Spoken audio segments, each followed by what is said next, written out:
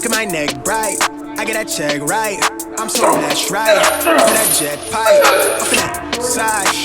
Real cool, my nigga, I been fired. I said what I said, right? Yeah, I get that check right. I'm so blessed, right? Off of that jet pipe, off of that west side. I'm in that new cool, my nigga, I been All right, what's going on? This is RPG with Psycho. We are here at the Body Shop. We got my man Sergio behind the camera. It's going to be his first time filming myself and Chris get together down here, and we're going to train chest. So I'm in the midst of my off season. I'm in about 295, 292, depending on the day when I wake up in the morning. Things are going great in the off season, injury free. And so today the plan is for me to give you my perspective as an athlete as Chris takes me through the ringer. And Chris is going to tell you his techniques, cues that he sees in me, and go from there. So Chris will let you know what he has in store. Hi, cool. How you doing? I'm Psycho. You're at the Body Shop. So Ron has a great chest, great front delt. So when I feel there's enough girth or meat or enough body there, I really work on detail. So now I don't really work on getting him bigger, but I want to optimize any weak points in his chest that he may have. I want to be really detailed and actually detailed in what I'm trying to execute. So basically, I'm working for the side chest, I'm working for the front lat spread, and that's what I'm trying to do, to fill in those gaps when he's in the actual pose, instead of just trying to get a guy a big chest or get a cut chest. So like Ron said, he's up in the upper 290s. You wouldn't tell from his condition, because his condition, he could hop on stage 6 weeks out. Like you said, we finally got a really good stride as far as what makes him grow, when to push, when to pull. We're right in there, and we're really working with Abdullah, as far as he's at the command center, and we're actually in the on the field getting it happen. And I think we're all working it as a cohesive unit and coming together. So it's a really good off season. But right now, today will be a detailed chest workout, not for mass, but actually a beautiful physique for the side chest, the front double bicep, and the front lat spread. Yeah.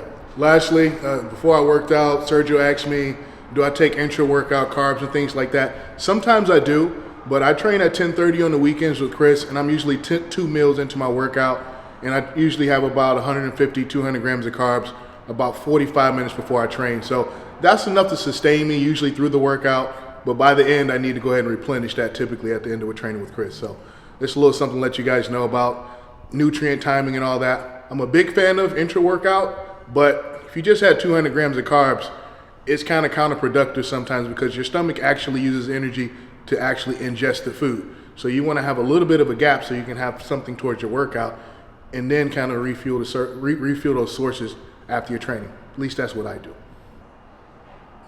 Chest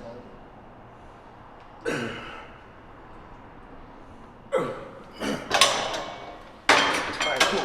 So that's Ron's first set. It's a warm-up set. So I'm kind of just letting his body warm up. I like that he has on kind of a fitted shirt right there, because on this front delt machine, people try to use their front delt. Now, we will get some blood in the front delt today, but my primary objective is getting blood nitrogen into his chest. So now, I'm known for touching athletes a lot, because you can look at stuff and some guys, they manipulate the movement, where they're just executing the movement, but they're not really working on the actual muscle that we're going after. So sometimes I'll touch to make sure that muscle is firing, but now he has a form-fitted shirt on, like I said, so I can really see it happening. But still, I want to make sure that the chest is firing more than the front deltoid.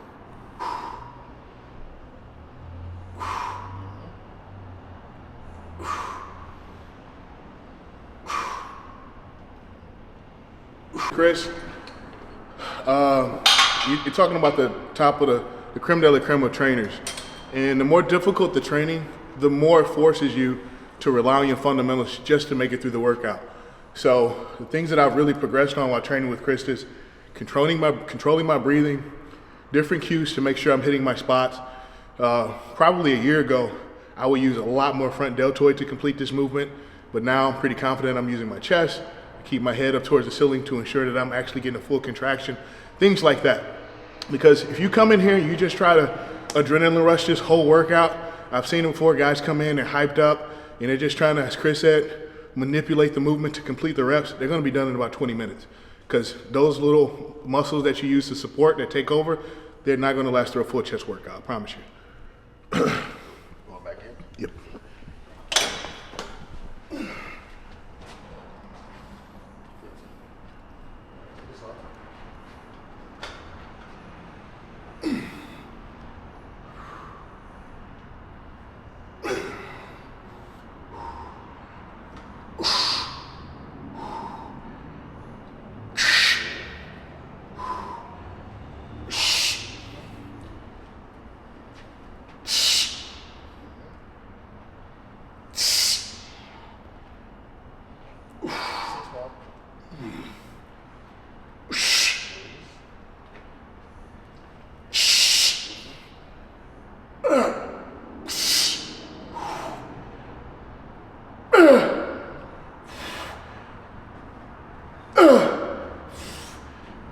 One more, please. And hold it. Push towards me.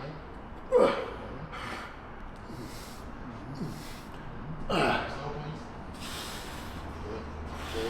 Good. Oh. Now we warmed up.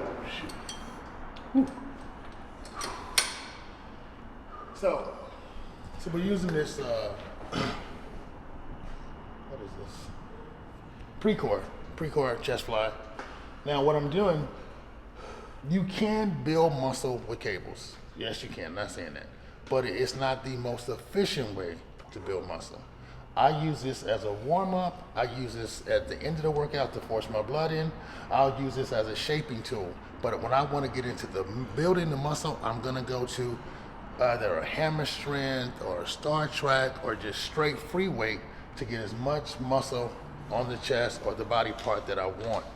So you get on there, you can do 20 sets, you will develop a chest, you'll develop it. But when you stand next to someone that's been doing free weight, he's gonna expose all your weaknesses. Chest comes forward, slow, that's one. Slow. Here we go, head up, slow. That's two. Come on, do it again. Come on. Push. That's three. Hold it. Now change speed. Second gear. Let's go. 9, 8,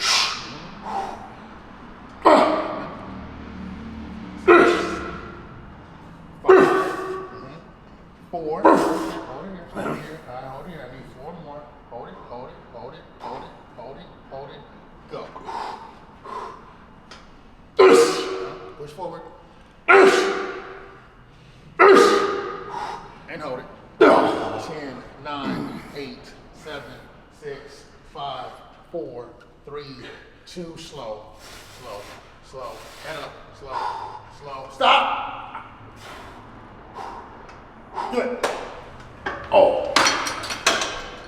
We did about 13 reps. I kind of know how many reps I want to do, but sometimes Ron has a little bit more in the tank. So we slow things down, do a static hold. We keep the right slow in control. He's still warming up. So I can't totally match the gas. And plus, I want to save some stuff for the free weight that we're going into next. But we're getting where we need to be. We'll do one more set here. I get that check, right?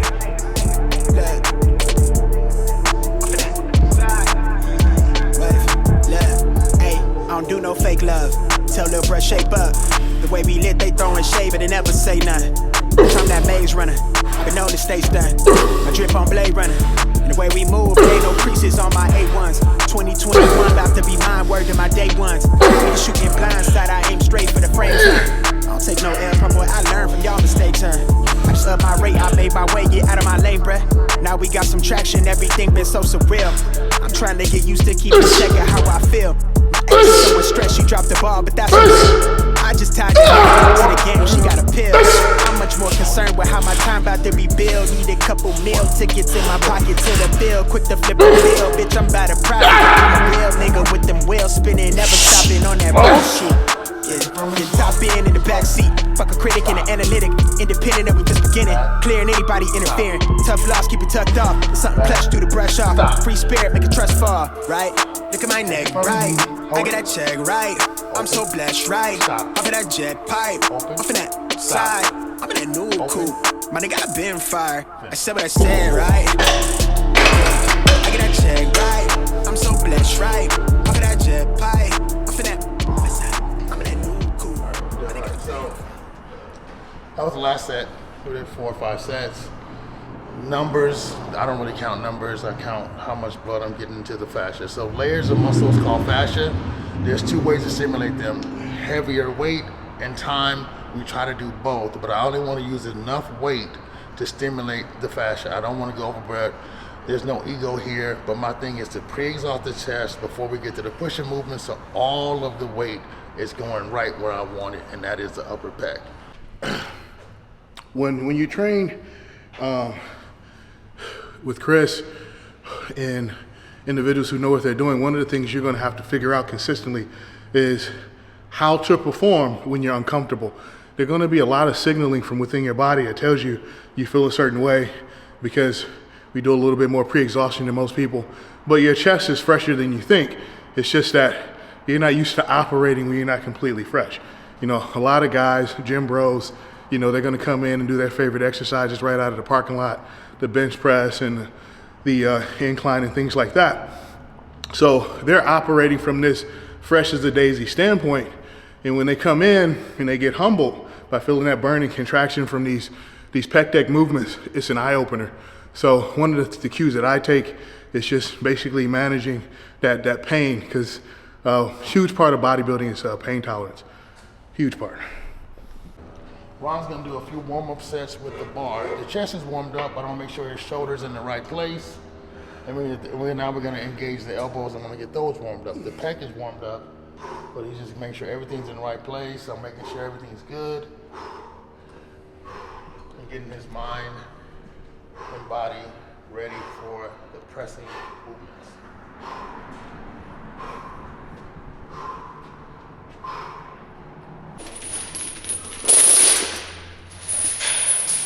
So I am a big believer in suppression breeds creativity. So you go to a gym, and I really believe that the gym has too many pieces of equipment in it. It's not, your training really won't get better because you have too many things to just rely on. So now I'm always thinking, I come in and I say, okay, how can I box the client in? How can I put Ron in a position where we can grow and things are a little bit different? So chains, I didn't invent the chains, but most bodybuilders don't use chains. It's mostly for primarily power lifters. But what the chain, what I like about it is, the lower it goes, the load decreases, and the higher he pushes the chain up, it increases. So in this range here, we're gonna get a different feel or a different stress in the muscle than Ron is used to. So we're gonna implement the chains today. Sometimes I put them in, sometimes I take them out, but it's just all to put a little tweak on a chest movement.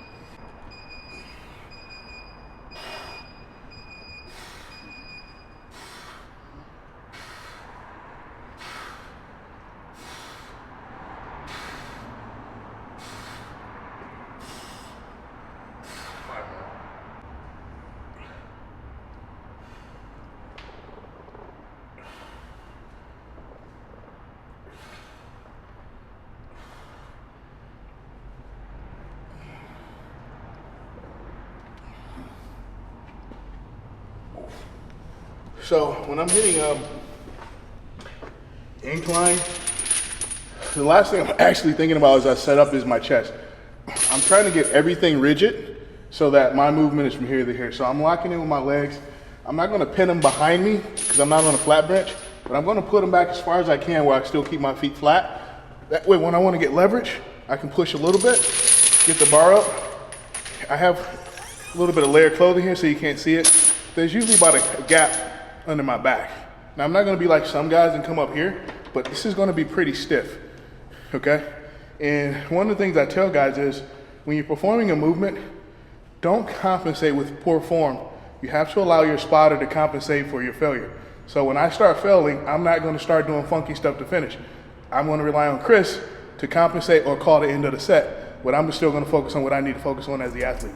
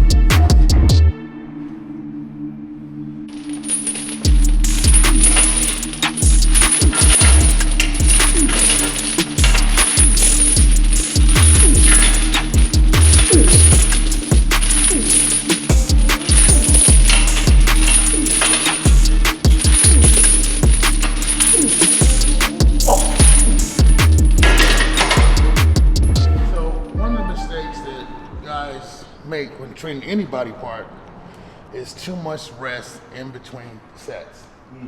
So a lot of times guys say, hey, if I wait longer, I can go heavier. The judges never ask you how much you lift when in the bodybuilding show.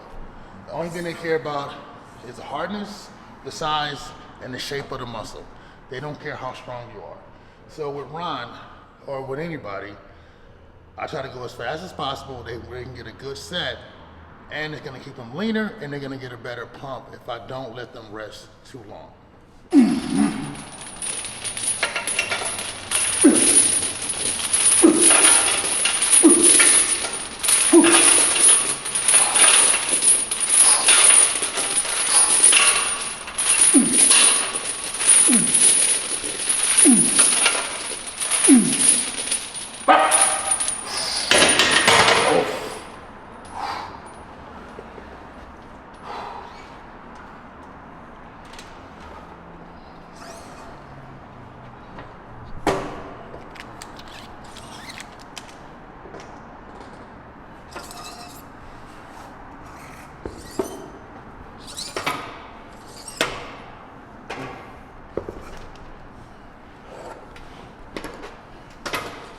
So what he's saying about the rest is absolutely true, especially when it comes to like experienced lifters who've known for a long time.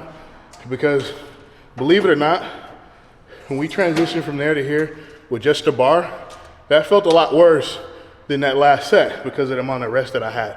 When you really pound on that lactic acid, you really find out how big or small certain muscles are.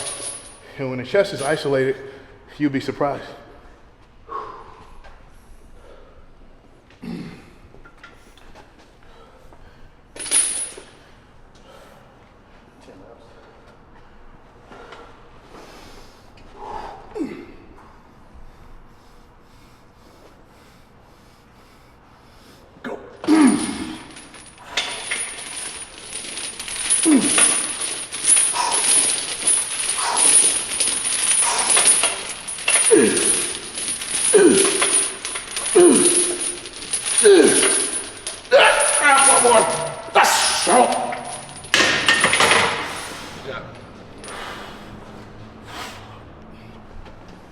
So, I guess you could say I am the trainer, but I don't dictate the workout. So if we do 3 sets here, or we do 7 sets here, that has very little to do with me. That's all up to Ron. So as you see, I put this, I always use a drop set as one of my go-tos. It's like in my arsenal, that's one of my always go-to. For getting bigger and for getting more cut, it's just something I always use. So even, I don't know if we're gonna do a drop set. That's always dictated upon Ron, how his body is telling me which direction to go. So even I'll put it up in the configuration of the drop set. Now we will go to the drop set, but not now. If we do 6 sets here or 7 sets, still, once again, that's all up to Ron. There's nothing to say, we must do 5 sets, we must do 3 sets. I don't believe in that because Ron's body changes every 7 hours. So every day his body changes, every day it evolves. Some days he has it, and some days the cup is just overflowing with energy. So next thing, what I like about training Ron or most pros, I can tell if he missed a meal. I can tell if he took a major bowel movement before. I can tell it does something to his body. So Ron, he's really good about getting his food in, and that's just one less thing I have to worry about. Because 2 or 3 sets in, the muscle goes poof. Now you guys probably can't see the pump as well as I can because I've been doing this for 36 years, but it's almost like the Matrix. I can go, oh, okay, he's fully carbed up, okay, he's fully loaded, okay, he's drinking his water, and those are variables that I don't have to contend with because he's always taking care of it. These chains vary in weight, and I added another chain. Now, you might say, well, why did you add another 10 pounds or 15 pounds? Because like I say, the lower Ron goes down, it decreases the weight it takes to load off. The more he pushes up, it implements more lengths of the chain and it gets heavier. That's something that he's not used to, and it adds in more in this range area where the chest is really getting that contraction and forcing him to get other muscles. It gets implemented more with more chains. So we're gonna do another full set here, 10 reps. He's gonna feel around 8 I'm gonna push him to 10, and then we're gonna decide or assess if we're gonna do another set here or a drop set or whatever.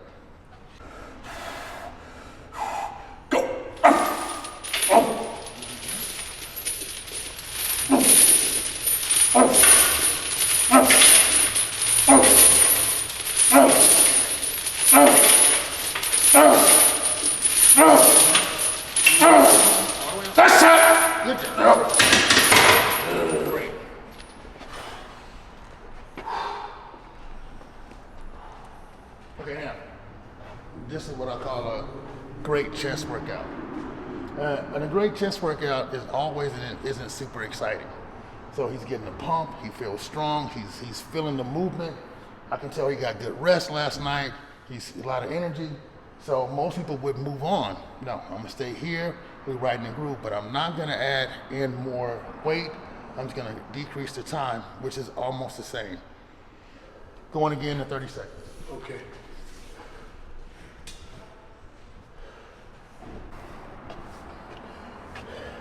One thing that's fairly fundamental, but a lot of guys screw up on, where you place your hands on the bar should be based on your height. I have a pretty wide grip because I'm pretty tall. I see a lot of guys my height coming way inside and they're trying to train their chest. It's gonna be mostly triceps, and you're gonna damage your elbow, as I found out. So don't be afraid to transition.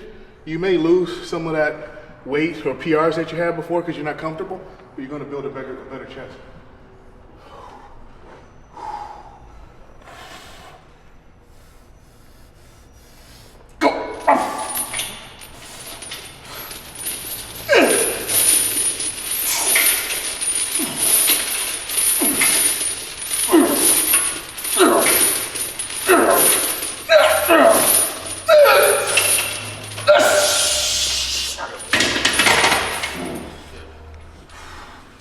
Another great set, and if you notice, so rewind that last set, you see he did like a little tweak at the end. That's my indication. We're gonna do a drop set, and then we're gonna move on. His upper chest is really exhausted. We attacked it going into the 7th set. So I'm assessing that we can do one more set safely, get more of a pump with a drop set, leave the chains. This is gonna be a good set. Last tip for me, I know this might only sway about 5% of people, but I'll take it. Grab the bar. I understand that a lot of you get attached to the suicide grip and all that. Trust me, it only takes one rep and you learn really, really fast why the good Lord gave you a thumb. So use your thumb, grab the bar hard, and get everything in line. Again, if you're using a machine or something like that, sure, driving through your palm, it's gonna get a little better contraction.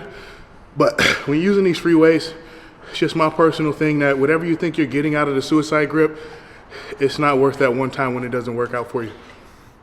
Stay in control. So no wiggling, no squirming, no manipulating.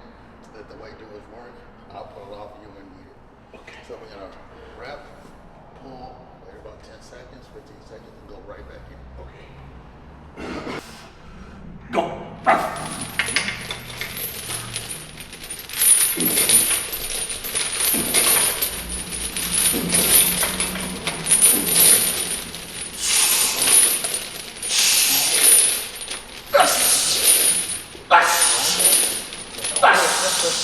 Press.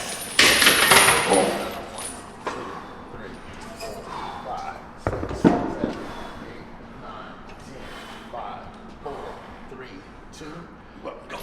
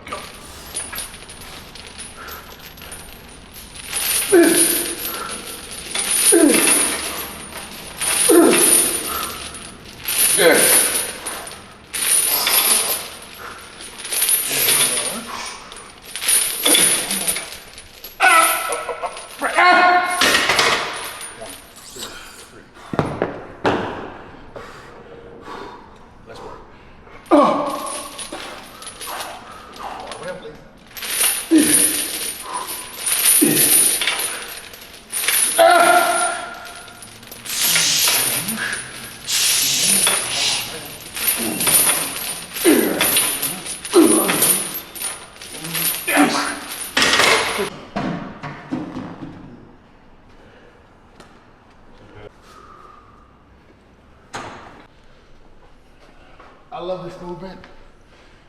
So what I'm trying to do now, I set up a little angle here, double with the pads. And what he's gonna do, so we did an incline. So now we're gonna go here and push more in through here to build that nice prison type shelf of the chest. So when I was a kid, you know, I would see these guys come home from prison, they would have these chests that come straight out and go right here. Then I finally realized that's not just chest, that's also front delt. So I believe that you need to work the front delt in unison with the chest, but do the chest first. That way the front delt isn't the primary movement, and then you have this sunken in chest that comes out. Get the chest, but on the same day, also get some blood in that front delt to make sure you're building this even shelf across the front of the body. Okay. Open the chest, let it open, and then go. Push all the way up. All the way up. There you go. There you go.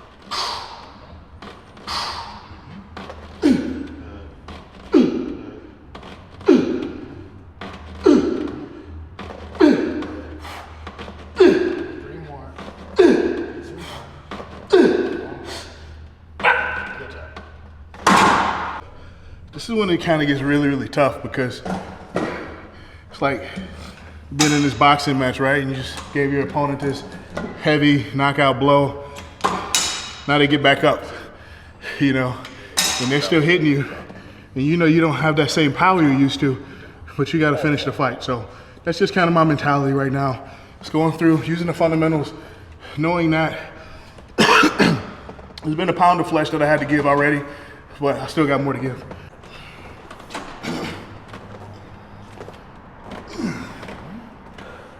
Wait, push back up. Slide down about an inch. Right there, now push back for me. Let's go. Okay.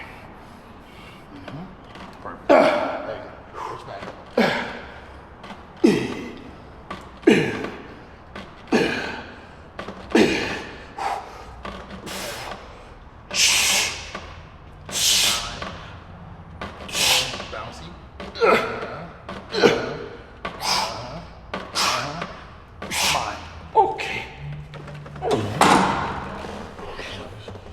So, you guys rewind that last video and even pause it. If you see that Ron, his fist is in line with his delt and upper pec, and then he's pushing back. He's pushing back, getting under it. That way we can get all in through here, build that nice shelf, and yes, we're implementing front delt. Also, watch his hand placement. Now, this configuration of the machine, it's a universal configuration, even though they didn't make it for a guy of Ron's size. So once again, we have to manipulate the grip and go outside and push out and back to get that upper chest to build that shelf. I seen this pro bodybuilder. He's a small, big guy, and he was really promoting using the equipment the way it was made for. Now, I don't think the engineer that made this equipment was Ron's size. I don't think he ever won the Olympia or won any bodybuilding show. I think that he went to college and he learned that if he angles this, angles that, it's gonna be overall universal for the masses. But they really need, when they build these machines, they really need to call in some, in the building phases, call in some big guys to see how they really should put the machine. This is actually too narrow, it hits too much tricep. But when you go out here, that arm is straight, pushing out.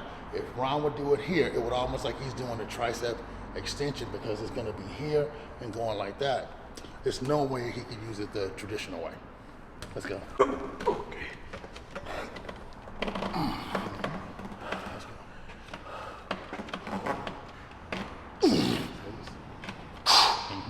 Go back. Go back. There you go.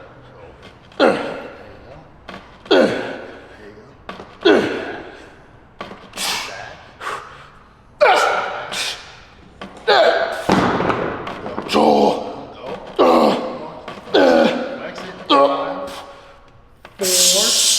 Three, two, and drop.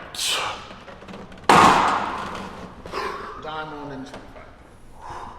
I gotta use that one. He said a small, big guy. Use that one.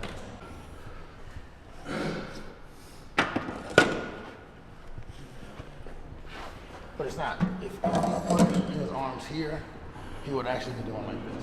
He actually doing that, it would be all tricep. He has to go out, and even while it's perfect, how big it is, he can't get his hand around it. It forces him to push more through the heel, and then he's pushing straight through his tricep, straight through his elbow, straight up. Instead of if he was here, he would be implementing the elbow and actually going like that, and it would be all tricep. What about his you don't think it matters his shoulder, the humerus position? You think as long as it feels comfortable, it's good to press? Well, I could put him in a position. This is what I do. When I put somebody in position, I watch to see what he's gonna do before he starts the movement and after he starts the movement. That's gonna dictate what I'm gonna do next. So if I put him in a position and he automatically he puts a load on it and he starts worming and squirming around, he's not in the right position. Okay? Then I'll see where he puts himself, and then I'll mark that in my mind. That's where he needs to be. Then if he does the movement and he does something like a little hinky, he gets up and he goes, ugh. Like he'll give me a little bit of signs. So it's very cues that I watch him after to see what he does to see where I can put him. Because like I said before, I watch and I listen. I'll put him somewhere, and if he does that, to me it's like this. Hey, I don't like that. My shoulder doesn't like that. My tricep doesn't like that. I don't like that movement. And I cue that, and that's why I expand upon. Let's go again.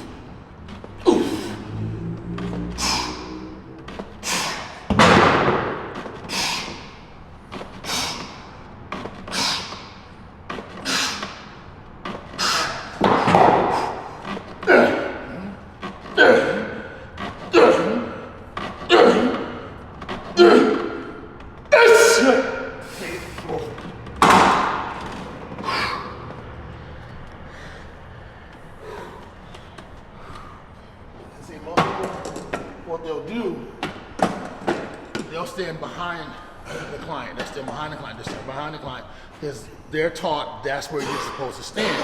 And for safety purposes, yeah, you are supposed to. But how do I know where he's pushing from? How do I know? Unless I get on the side, unless I get in the front, I need to see it from all angles. So that's why I'll move around from the side once I know he's safe, so I can see how he's pushing. And I'm actually watching two things. I'm watching his body, how it adjusts, and then I'm watching what goes up. Now, as he pushes, is he caving his chest over and trying to use his front delt? Is he dropping his head on the fly, trying to use the front delt? That would tell me that the chest is completely and totally gone, and the front delt is trying to use the movement. Is he wiggling his arms to try to use the tricep? These are all cues that tell me how I can do that. Now, a trainer, we're nothing but a navigational system. That's all we do. If he makes a wrong turn, it's my job to push him and get him back on track.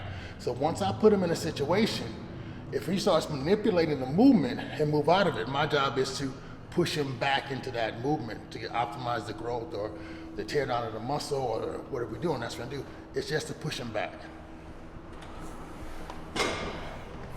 One more here. Let's go. Okay.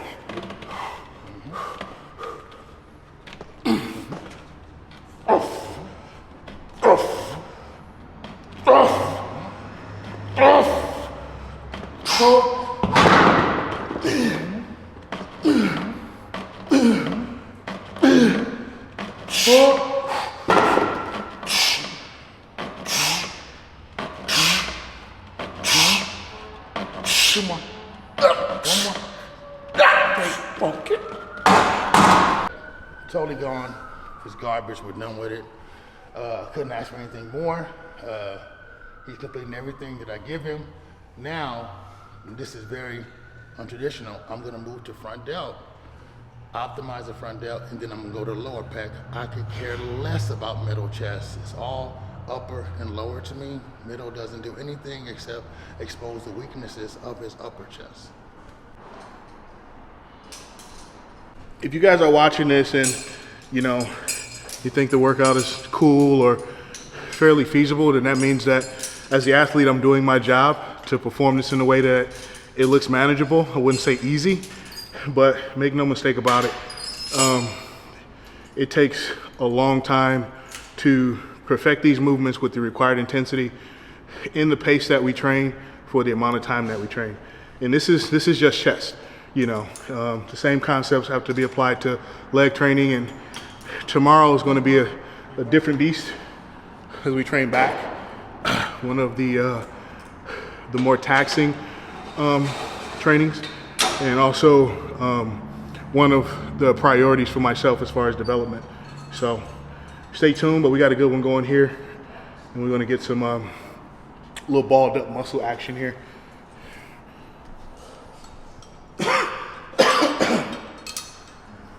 Front raise right here. Okay. Turn around. One underneath. Okay. Open and spread. Open. Yep.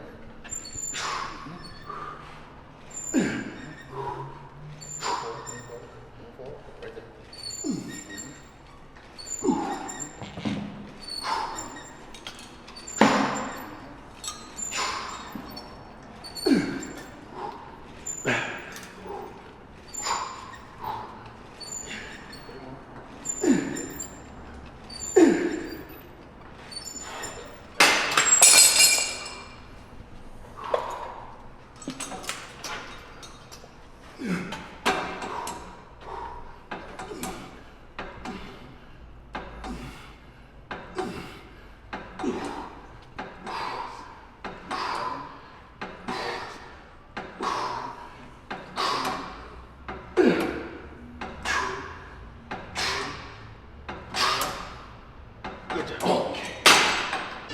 Taller guy, my body really doesn't like exercises where I'm condensed, but I really need to work on them because these are the exercises that translates to side chest, most muscular, where as a taller guy I can really get exposed for the gaps in my physique. The longer poses, front double bicep, rear double bicep, front lat spread, those are great when you're tall, but some of the other poses, most muscular, side chest, you really have to fill in all those gaps as a tall guy or you get exposed by the shorter competitors.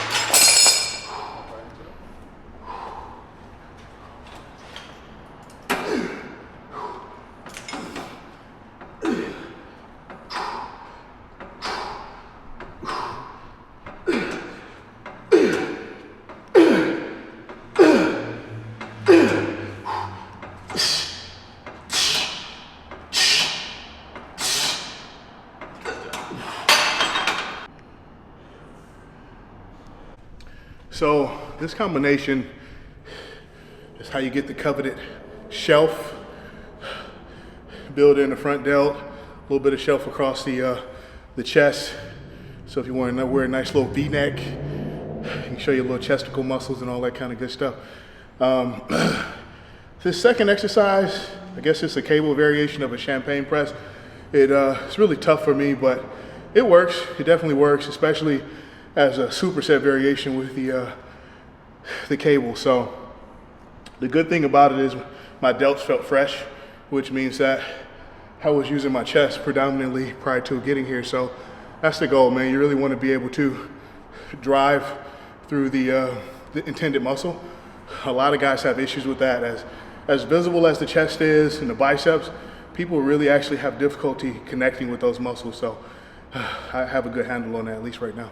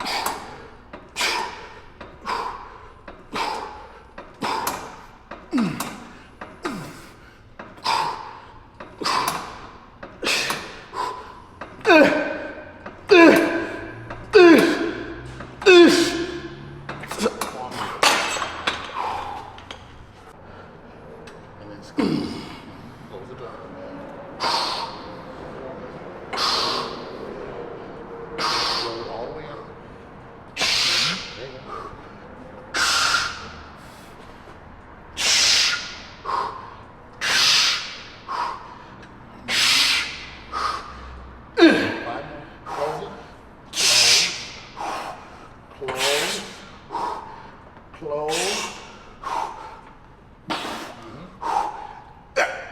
Okay. Good job. This is a flat bench machine, but I'm using it as a decline.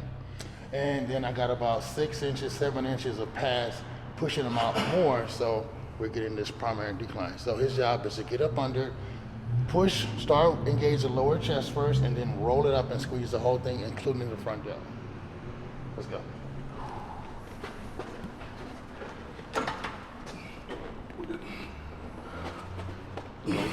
All the way out. There we go.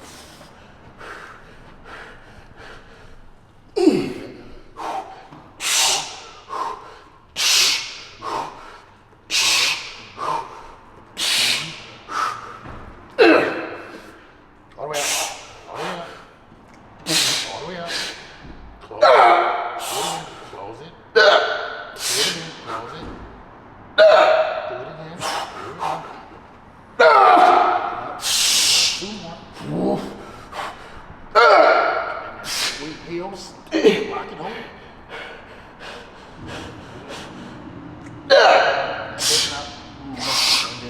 Take it from me. Now bring it back slow. Slow. Let open. Let chest open. Let chest open. Good. Very seldom does Ron have to use knee wraps or wrist wraps when training with me, because one of my main focus is to try to get him not to do that. So if he grabbed his wrist wraps and kind of like failed on that workout, I want it all chest. We're not working elbow or we're not working knees. We're actually working the actual chest right now or the triceps. So my thing is to do a nice slow warm up, and I keep it. So if you see I keep touching his chest, I'm feeling for the glycogen. I want to keep him pumped. So if I touch his chest and it feels less than it did before, he's either not squeezing or the glycogen has solely been exhausted, and now he's going anabolic. He's going catabolic instead of anabolic, and we need to end the workout. Only use your wraps and little accessories when you need them, because if you use them too much, you're just going to be overly dependent.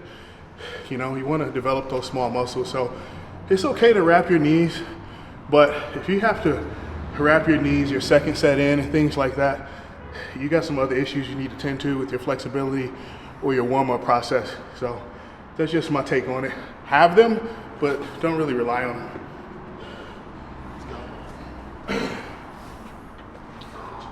Now, we are going to drop on this one. Take it. Okay, here we go. Let's go. Close. Close. Close. Close. Close.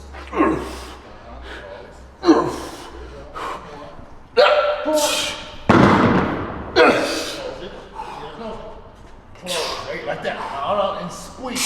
Roll the chest up. Roll it up. That's it. Do it again. Do it again. 2 more to pull the tens. 1 more to pull the tens. Now. Keep working. Keep working. Keep going. Keep working. Keep working. Keep going. Keep going. 2 more. Bounce. Bounce. Bounce.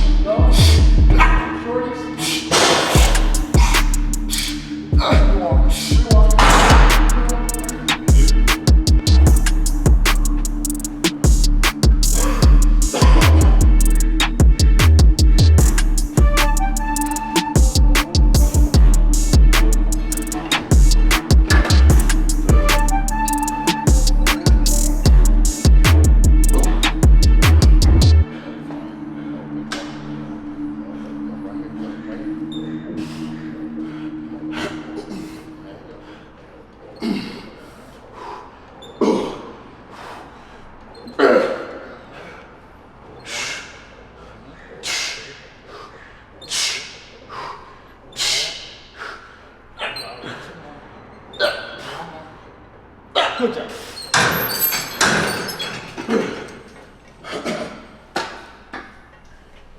Good job. All right, so you know, like a baker, how they take a little bit of the dough and they put it to the next batch of cookies or muffins or whatever. I kind of do the same thing. If I'll do a superset and then go right into the next movement and do traditional rest in between. Just because I think the workout is almost like music to me. It has to flow, like it has to be a nice flow to bringing this person to this, this nice big pump at the end. So sometimes I'll do a superset and lead into the next exercise and then expand upon that. And like I said before, Ron is still dictating the workout. I'm just here kind of pointing in the right direction and pushing them into the fire. So great workout. He still has a pump. He's still getting more of a pump. And I like the weight's not heavy, but he can barely close his arms. That just tells me that the muscle is engorged with glycogen and blood, and I'm actually completing what I wanted to do. It's a nice crescendo. Prince?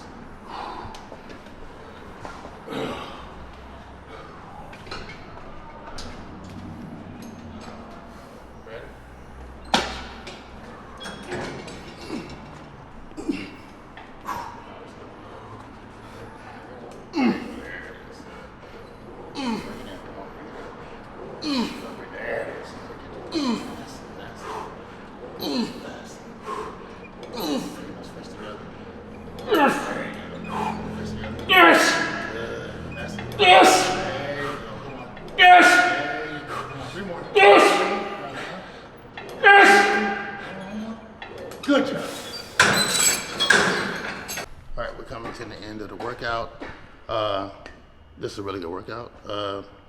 It's one of the kind of workouts where you're like, dang, I wish I was actually doing that workout. Everything worked. Everything we do at Ron, he conquered it.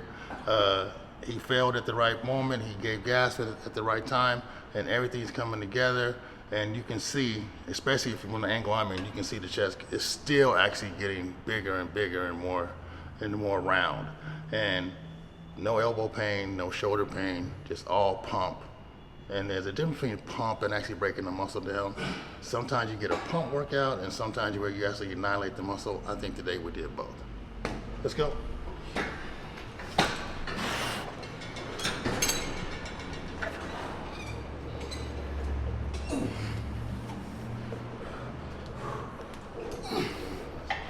Take your time first. Use the elbow. Yes. There you go. That's it. Relax it. Open. Open. Close. There you go. Come on. Flex it. There you go. Flex it. Like you're doing a crab. Like you're doing a crab. Come on. There you go. Come on. 3 more. 2 more. 1 more. Good job.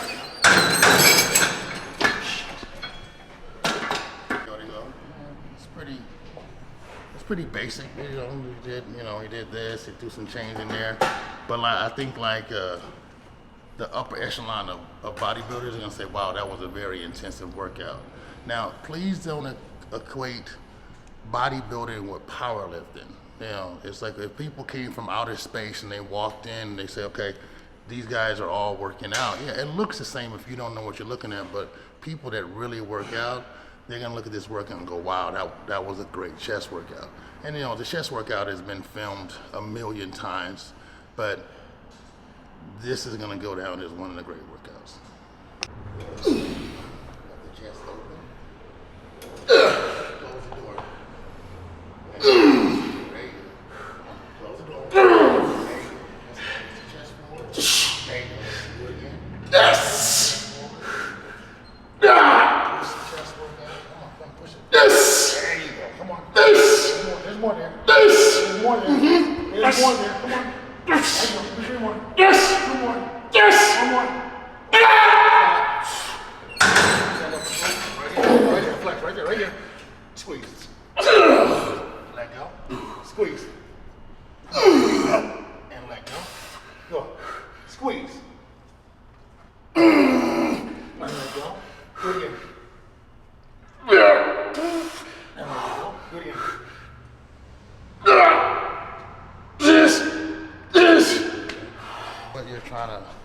build here. So stand here. You see this shelf right here? You see this bridge right here? You see this bridge you're trying to build? So actually, they would put a can of beer right here, and they say, oh, now you guys are building the shelf right here. And that's what you're trying to build, and that's the thing that people don't have. They focus on this, they focus on that, but they don't focus on that shelf. So the idea of what I want to build a shelf here and a shelf there. I want to build a bridge. I want, when Ron is looking at his peripheral, which I know he can, and he can see his shoulder in his peripheral vision at all times. I want him to be able to see this. When he looks down, he can see this part of his chest. That's what people don't focus. So people get on the bench press because it's all ego. Oh, I got 4 plates, I got 5 plates. This means nothing. This is what's important, and that's what's important. And when judges, when you do that quarter turn, do the quarter turn, Ron, please. Right here, right here. The quarter turn, no, right here, This is what they want to see. They want to see that chest right there, that upper chest right there. So look at this bridge right here. This you want to build, this nice big shelf. This is bodybuilding. This V taper here coming down to here. If you don't have that, you're just a big guy. When Ron wears a suit or a button up or a polo, people say he's a bodybuilder, and that's what you're trying to achieve, that V taper, that look. And the V taper isn't just front to back, it's also from the side. It's just his feet like a tornado. That's how you're supposed to look. Let's do the last one. Okay.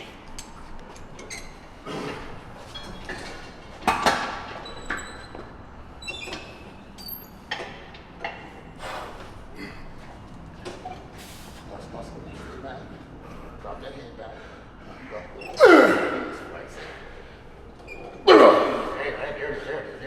There it is. Close the chest.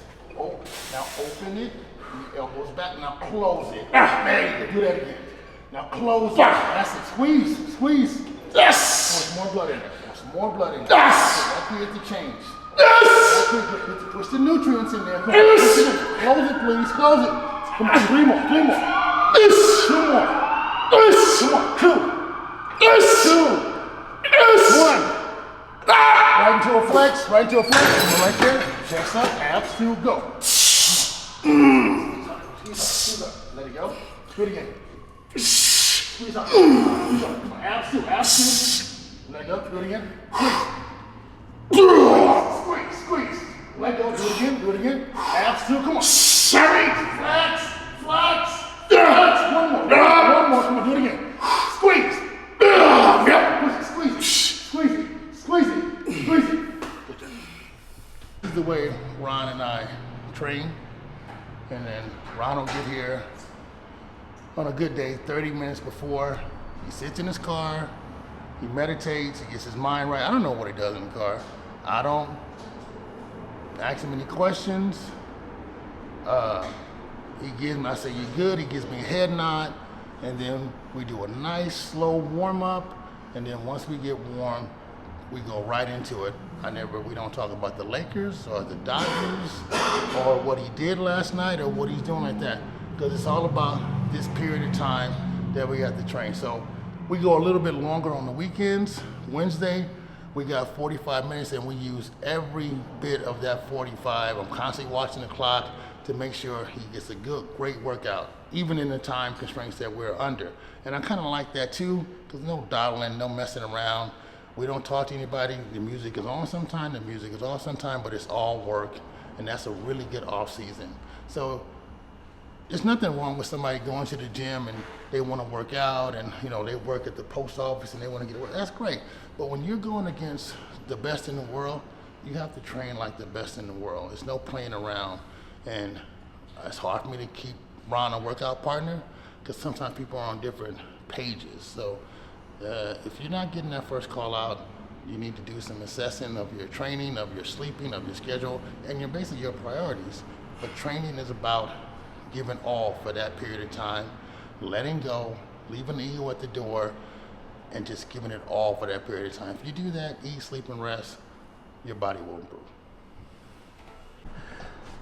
Okay, so that was the end of a great chest workout. We got a little bit of everything in there. We had some static holds, had some drop sets, heavy weight, supersets, front delt, lower chest, everything. as Chris alluded to throughout the workout, my body dictates the workout. At the same time, I still don't know what's going on next. I just know that my chest needs to be prepared for anything. I may do a superset, then jump and do flat bench or something. But at the end of the day, like, I'm just prepared to take my chest to its full capacity. I'm not coming in trying to set any PRs. I've been there, done that, and realized that it's not the best way to bodybuild. I think it's great for the ego, maybe a little bit of a confidence boost and to kind of build up your central nervous system in some ways. But beyond that, it's more harm than good. But thanks for tuning in today. Thank Chris for letting us use the body shop. We're going to be back here tomorrow to train some back. And it's going to be a very, very intense workout, I promise you. And stay tuned. Again, thanks Sergio for coming out and filming the workout. And that's pretty much it. RPG out. At the end here, I might have a little outro, some topless shots, so you can see my little chi-chis and all that good stuff. But that's it for the workout.